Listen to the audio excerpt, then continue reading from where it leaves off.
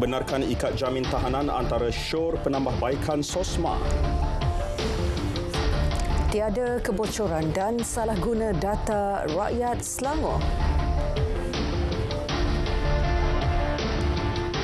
Assalamualaikum, salam Malaysia Madani. Program Fellow Perdana merupakan satu rencana yang memberikan pendedahan kepada anak muda. Perdana Menteri Datuk Seri Anwar Ibrahim berkata ia bukan sahaja dapat mengenali sosok pimpinan kerajaan, malah berpeluang memahami dasar serta menambah pengalaman. Satu rencana yang berikan pendedahan kepada anak-anak muda supaya dapat mengenali dan bukan saja sosok pimpinan tetapi lebih penting hala kerja, tradisi dan budaya di dalam kerajaan, serta pendedahan ini akan memberikan mereka ruang untuk lebih memahami dasar-dasar, dan saya percaya akan dapat menimba pengetahuan dan pengalaman yang sangat penting. Mendoakan kepada Allah SWT mudah-mudahan program ini yang dipilih khas di kalangan anak-anak dengan prestasi yang baik dan cemerlang untuk mendapat pendedahan dapat dimanfaatkan dengan sebaiknya untuk persiapan bagi pimpinan masa akan datang. Beliau berucap menyempurnakan majlis penyerahan Fellow Perdana di Putrajaya. Bagi edisi 2023, seramai 56 peserta Fellow telah dipilih dan akan memulakan tugas mulai hari ini sehingga 31 Disember. Semua mereka telah melalui sesi orientasi bermula pada 20 hingga 22 Ogos lalu. Program Fellow Perdana diperkenal pada 2013 dan sejak itu seramai 763 orang telah terpilih.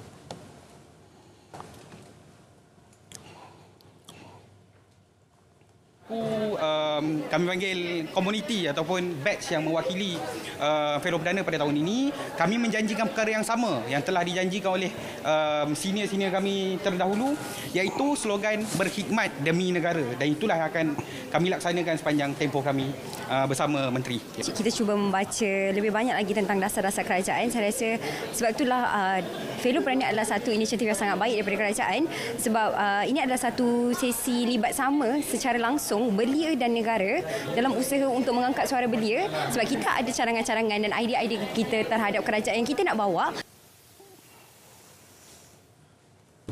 Sementara itu, 56 peserta Fellow Perdana yang terpilih tahun ini telah melalui proses pemilihan teliti serta mengikuti sesi orientasi yang ditetapkan. Menteri Belia dan Sukan selaku penyelaras program, Hanayo berharap mereka memahami cara kerja kerajaan perpaduan serta menyelami konsep Malaysia Madani dalam penugasan mereka.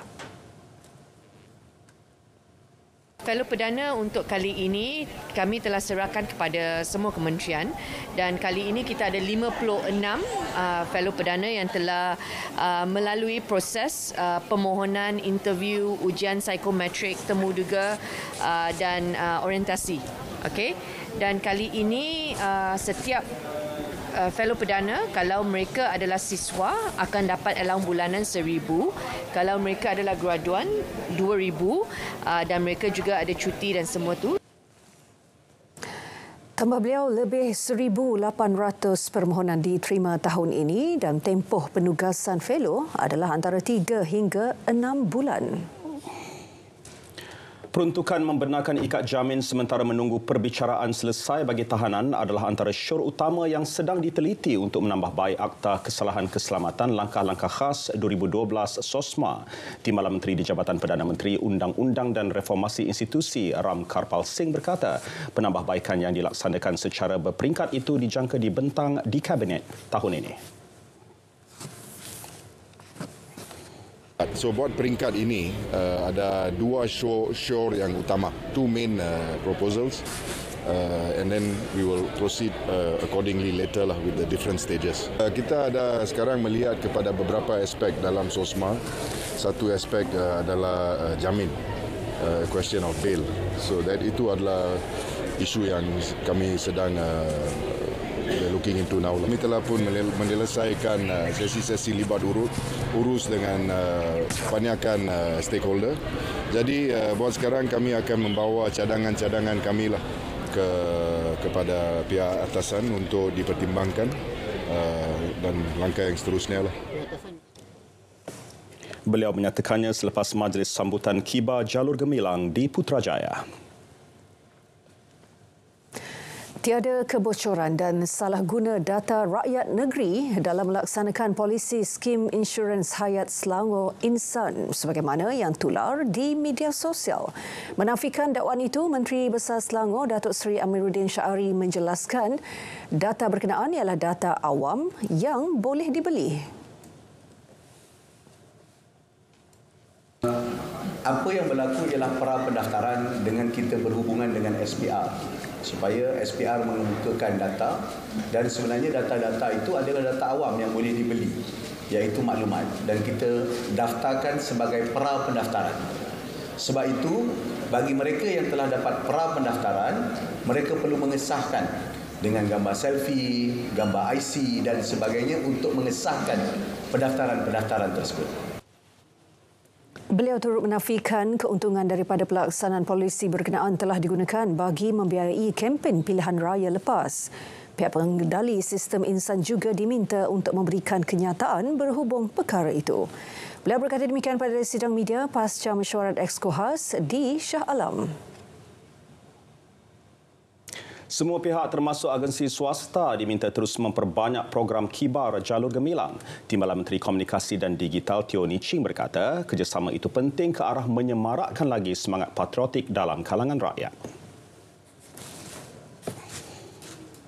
Memang saya melalu-alukan bahawa pihak swasta jugalah bolehlah bantu kita kalau bukan edaran Jalur Gemilang, tetapi sekurang-kurangnya boleh pasang Jalur Gemilang di tempat kerja, tempat swasta dan sebagainya supaya kita rakyat Malaysia bolehlah mula rasai bahawa suasana kita untuklah menyambut Hari Kebangsaan tahun 2023 ini. Beliau berkata demikian menerusi program pengedaran jalur gemilang di KL Central.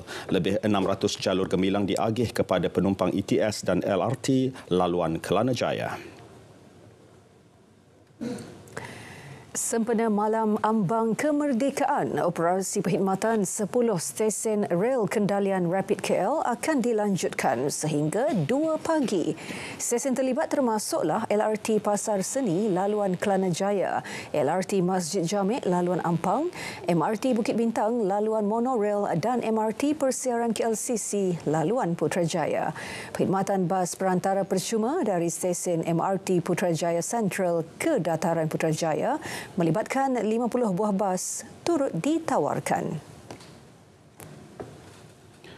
Sementara itu, sempena sambutan Hari Kebangsaan di Dataran Putrajaya pula, semua operasi rel akan bermula seawal 4 pagi.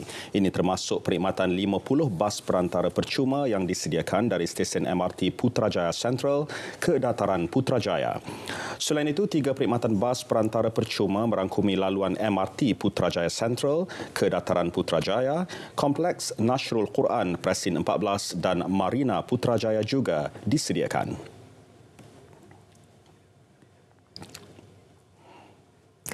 5 prinsip terkandung dalam rukun negara wajar diperkasa bermula dari peringkat sekolah. Ia bagi memperkukuh usaha memupuk semangat perpaduan dalam kalangan generasi muda. Exco Perak Khairuddin Abu Hanifah berkata, walaupun kelab rukun negara akan diperluas di setiap sekolah, namun pelibatan semua pihak penting bagi menyemai jati diri serta semangat cintakan negara.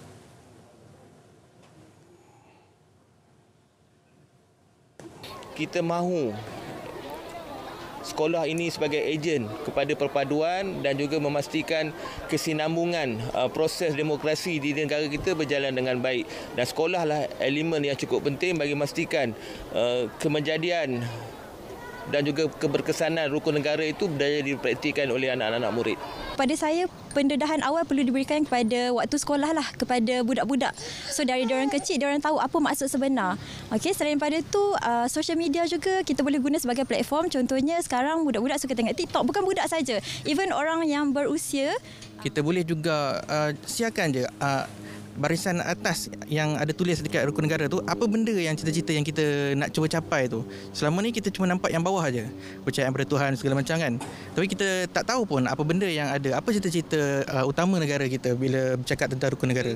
Hanya berpandukan ayat beberapa ayat di bawah sahaja, tapi kita tak pernah diajar perkataan awal rukun negara tu. Jadi bagi pendapat saya, kita kena bermulalah daripada generasi sekarang, iaitu bagi diorang mengenali apa itu maksud rukun negara.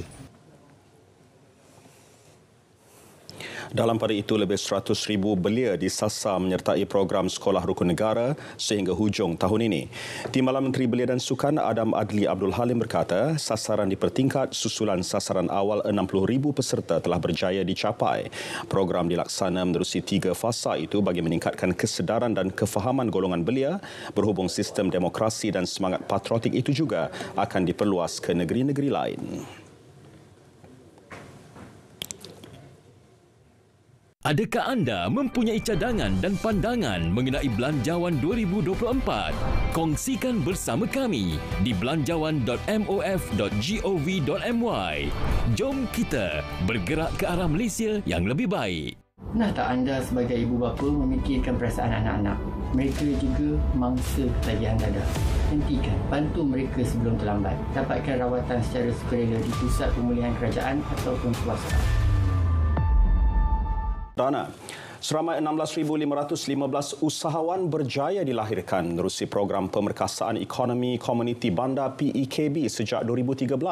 Ini melibatkan usahawan berpendapatan rendah atau B40 yang diselia Badan Bukan Kerajaan NGO bagi menjana lebih pendapatan sekaligus keluar daripada garis kemiskinan.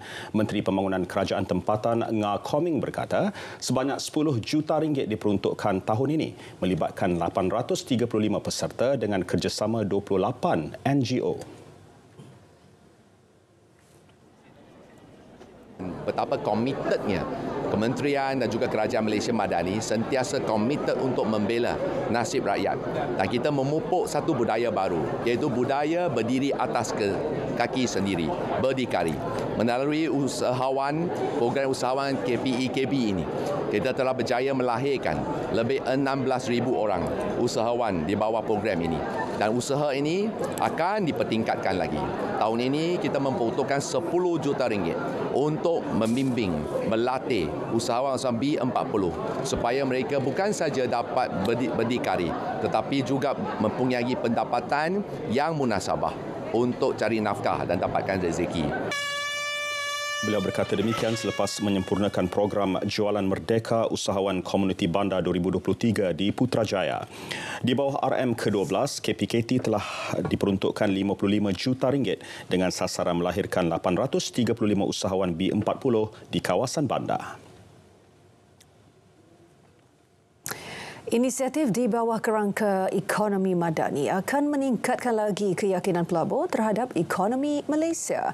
Pengerusi Eksekutif Suruhanjaya Security Malaysia SC, Datuk Seri Dr. Awang Adik Husin berkata, naratif baharu itu akan menarik aliran pelaburan asing lebih besar ke dalam pasaran modal domestik. The comprehensive economic framework focuses on identifying and mitigating structural issues in the Malaysian economy to set it on a more sustainable growth path, while ensuring equitable distribution of economic opportunities across all levels of Malaysian society. Beliau berucap pada Simposium Perancangan Kewangan Tahunan FPAM 2023 di Petaling Jaya. Firma perancangan kewangan turut disaran memupuk bakat berkualiti untuk masa hadapan bagi menyokong perubahan keperluan pelabur dan memastikan pertumbuhan perniagaan mampan. Industri tersebut telah berkembang pesat dan memainkan peranan penting dalam kesejahteraan kewangan rakyat. Sehingga akhir tahun lalu, jumlah firma perancang kewangan meningkat 42% daripada 31 kepada 44 buah setakat ini. Keuntungan bersih suku tahun kedua 2023 Sime Darby Plantation berhad susut 53%. Keuntungan direkodkan RM380 juta berbanding RM812 juta pada tempoh yang sama tahun lalu. Prestasi dipengaruhi harga minyak sawit mentah MSM dan isi rong sawit yang rendah selain pengeluaran tidak menentu akibat faktor cuaca dan buruh. Syarikat mengunjurkan harga MSM mampu berada sekitar RM3,839 setan metrik untuk suku tahun ketiga selain tidak menolak mampu melepasi paras RM4,000 satu tan.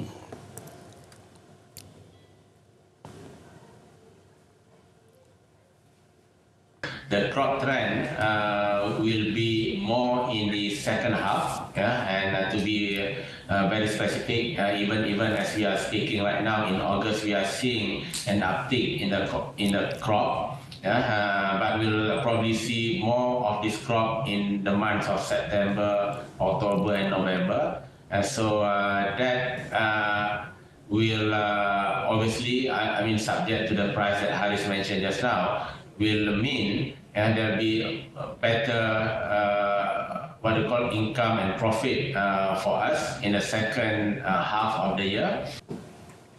Harga MSM turun 28% tahun ke tahun untuk berada pada sekitar RM3,765 per tan metrik pada suku dilaporkan berbanding RM5,213 per tan metrik suku sebelumnya.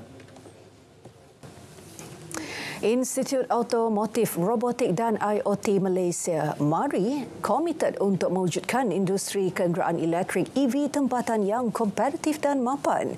Bagi menyokong hasrat itu, Timbalan Ketua Pegawai Eksekutifnya Nismar Muhammad Nazar berkata, tumpuan utama harus diberikan kepada pembangunan teknologi, vendor dan tenaga kerja. Jelasnya, EV juga merupakan penyelesaian ideal bagi kenderaan mobiliti rendah karbon selain mencapai matlamat pelepasan sifar.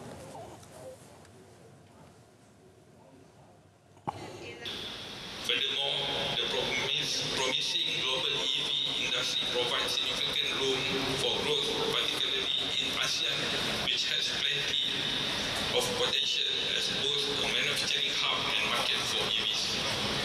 Here in Malaysia, our government unwavering commitment to attracting EV investment and achieving the ambitious national target of 15% of the total industry volume TIV for EVs by 2030 is a testament to our determination in shaping a greener and more sustainable future. Beliau berucap pada Majlis Pelancaran Expo Motor Antarabangsa Malaysia dan International Automodified IAM 2023. Bakal diadakan dari 27 hingga 29 Oktober ini. Acara tersebut mempamerkan kenderaan, produk inovasi dan pembangunan terkini dalam teknologi automotif. Menggabungkan 3 genre automotif termasuk pameran khusus untuk EV, 300 kereta yang diubah suai bakal mencuri perhatian peminat automotif selain variasi model EV. Seperti biasa setiap Rabu, kita ikuti harga runcit petrol dan diesel mingguan berkuat kuasa tengah malam ini hingga 30 Ogos.